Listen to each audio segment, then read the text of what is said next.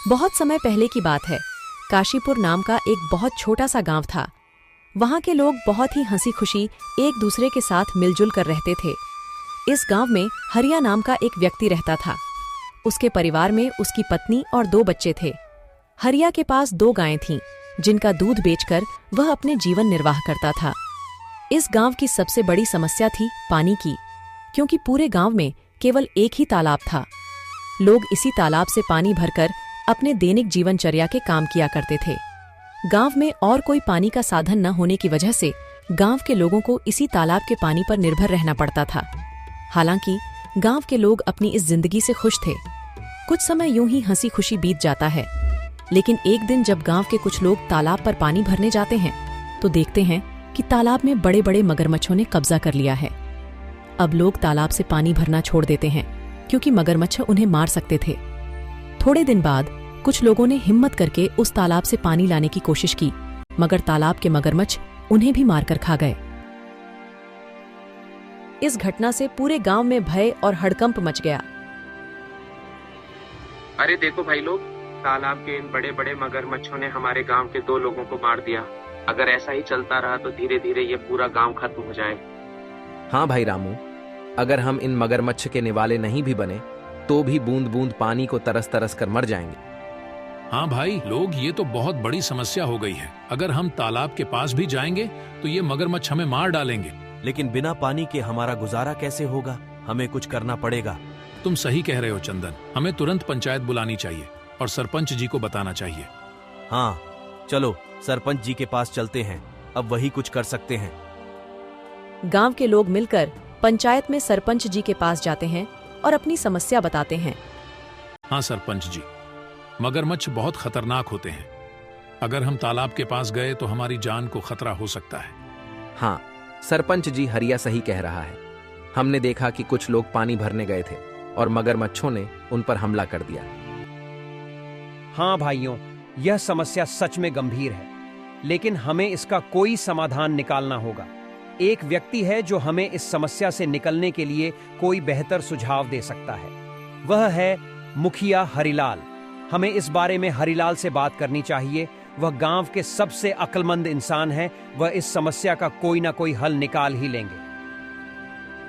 राजू और बिरजू, तुम दोनों मुखिया के घर जाओ और उनसे कहो कि सरपंच जी ने उन्हें तुरंत याद किया है।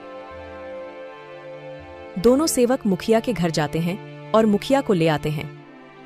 सरपंच जी, कहिए, आपने हमें कैसे याद किया? हरिलाल, हमारे गांव के तालाब पर मगरमच्छों ने कब्जा कर लिया है और लोगों को पानी के लिए बहुत समस्या हो रही है।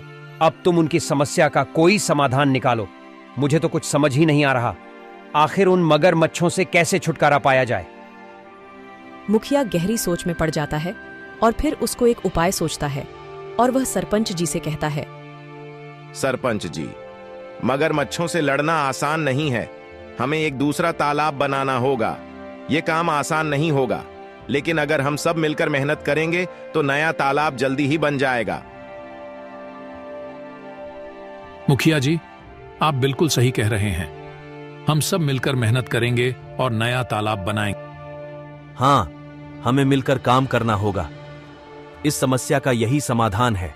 चलो फिर कल से ही हम नया तालाब खोदने का काम शुरू करते हैं।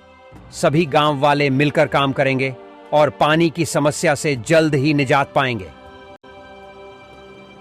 गांव वाले मुखिया जी के सुझाव से सहमत होते हैं और अगले दिन से ही तालाब खोदने का काम शुरू कर देते हैं।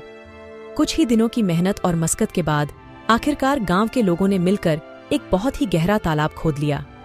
बस फिर क्या था, वर्षा ऋतु का मौसम भी आ गया और गांव में जोरदार बारिश शुरू हो गई। बारिश से वह तालाब लबालब पानी से भर गया, जिसे देख गांव के लोग बहुत खुश हुए।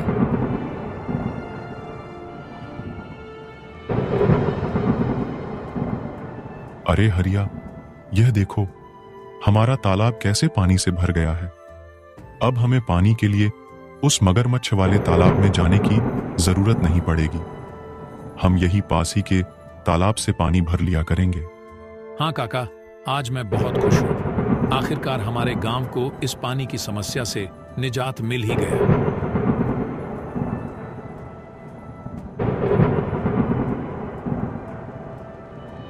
ऐसे ही कुछ दिन हंसी खुशी बीत जाते हैं।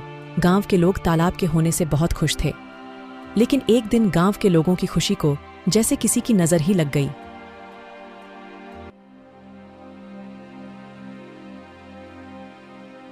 सुनिए जरा, ये तालाब से मटकी भरकर ले आना। घर में पानी खत्म हो गया है। और हाँ, थोड़ा जल्दी आना। वहाँ गांव वाले लोगों से बातें करने मत बैठ जाना जब तक मैं आपके लिए गाय का दूध निकाल देती हूँ। ठीक है राधा, लाओ 2 मटकी मुझे, मैं अभी पानी भर लाता हूँ। जब हरिया मटकी लेकर तालाब के पास पहुंचा तो उसने देखा वहां पर मुखिया हरिलाल खड़ा है और वह गांव वालों से पैसे ले रहा है। हरिया ने एक व्यक्ति को रोककर पूछा, भैया क्या बात है? ये मुखिया जी किस चीज के पैसे ले रहे हैं? अरे भाई हरिया, क्या बताऊं अब तुम्हें। अब यह मुखिया जी हमसे इस पानी के पैसे ले रहे हैं। इनका कहना है कि जिसे भी इस तालाब से पानी भरना है उसको पैसे देने होंगे, और जो पैसे नहीं देगा उसे तालाब से पानी नहीं भरने दिया जाएगा। भगवान जाने अब इस गांव में क्या कहर आने वाला है। हरिया पानी भरने के लिए तालाब के पास खड़ा हो जाता है। जैसे ही वह तालाब से पानी भरने जाता है, मुखिया उसे रोकते हुए कहता है, हरिया, तुम क्या कर रहे हो? तुम्हें पता नहीं है कि यहाँ से पानी भरने के लिए पैसे देने होंगे? लेकिन यह तो गांव का तालाब है, यहाँ पानी भरने के लिए पैसे क्यों देने पड़ेंगे? यह नियम अब बदल गया है। यहाँ से पानी भरने के लिए हर किसी को पैसे देने होंगे। ये तो सरासर अन्याय है। ये तालाब सबके लिए है, हमने मिलकर इसे खुदा है। तुम पैसे कैसे मांग सकते हो? मुझे कानून मत सिखाओ, यह मेरा आदेश है, और जो इसे नहीं मानेगा उसे तालाब से पानी नहीं मिलेगा। यह बिल्कुल गलत है। मैं इस बात को जमींदार साहब के पास ले जाऊंगा। तुम्हें इसका जवाब देना होगा। जाओ जाओ, जमींदार साहब के पास जाओ। लेकिन तुमने इस बारे में जमींदार के सामने अपना मुंह भी खोला तो तुम्हें और तुम्हारे परिवार को इसके गंभीर परिणाम भुगतने पड़ सकते हैं। मेरी शिकायत करने से पहले एक बार अपने परिवार के बारे में भी सोच लेना। हरिलाल से पंगा लेना तुम्हारे परिवार पर भारी पड़ सकता है। ठीक है, मैं पैसे दे दूंगा, लेकिन याद रखना यह अन्याय ज्यादा दिनों तक नहीं चलेगा। हरिया मजबूरी में पैसे देकर पानी भरता है और वहां से चला जाता है।